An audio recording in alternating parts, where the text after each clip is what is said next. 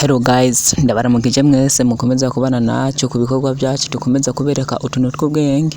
None uno munsi nabazaniye ukuntu ubona code ya Gmail yawe warayibagiye ushaka nko connecta waraguze nk'indi phone.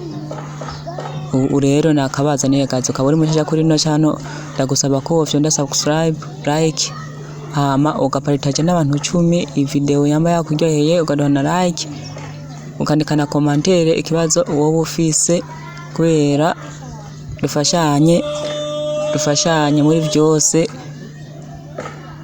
Okay, ubu rero ngira ndakabereke wewe birasabwa gukurikirana step by step ukuntu ngiye kubikora, ukuntu ngiye kubikwereka byose ku murongo.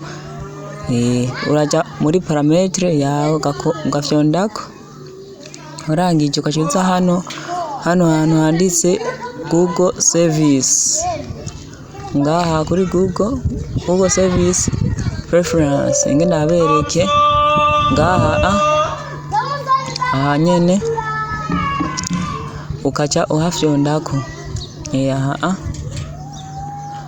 ukaca uhemezako, hemejeko cindirira bikiroding kibanza ukarindira gatoya. Birasaba kukurikira step ukuntu ndiko ndabikwereka ukuntu ngiye kubikora. Ciza ngaha ahantu handitse password manager, ngaha ukaca ufyona ngaha kuri continue. Aha murahabona nibaza mwese, ukaca hafyondako, mwafyonzeko tabyiroding kugira bizane konte zawe zose. Hanyuma biraje rero byaje guys, urangije ibyo ucyuza hano hantu handitse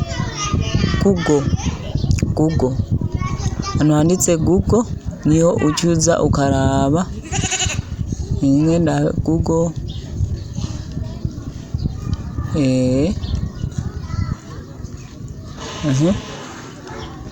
Rahabona sawa, hemezako. Hanyuma ubu rero byaje guys, hana Gmail zanje zose nagize ngizo. Ushaka kuraba kode rero ucujana kuri ako urazibona zose.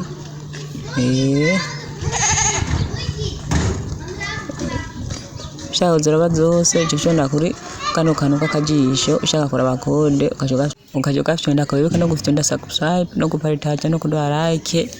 Mwirigwe neza.